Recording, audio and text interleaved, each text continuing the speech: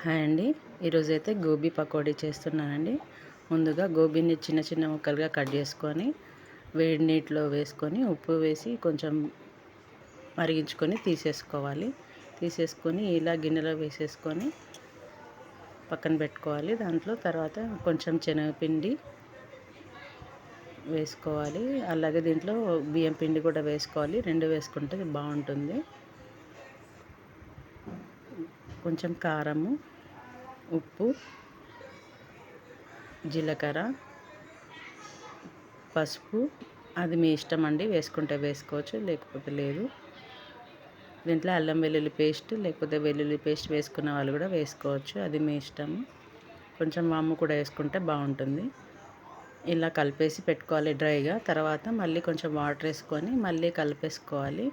ముందుగా కారం ఉప్పు పట్టేలాగా ఊరికేనే కలిపేసుకోవాలి. తర్వాత నీళ్లు పోసేసేసి కలిపేసుకోవాలి బాగా పట్టేలాగా. అలాగే ఒక కడాయి పెట్టుకొని ఆయిల్ పోసేసుకోవాలండి. ఆయిల్ పోసుకొని ఇలా ముందుగా మనం కలిపి పెట్టుకున్న గోబీని ఆయిల్లో కొంచెం కొంచెంగా వేసుకోవాలి.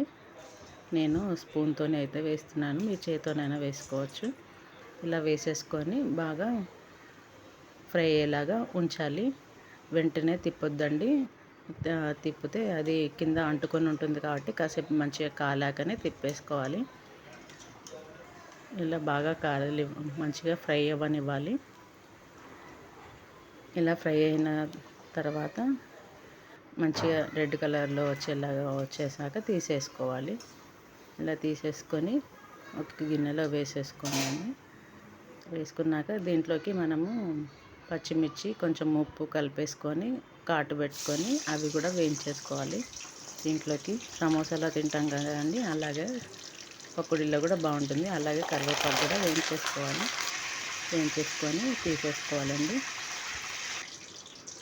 తీసేసుకొని ఇలా గోబీ పకోడీ పైన ఇలా వేసేసుకొని పక్కన పెట్టేసుకోవాలి.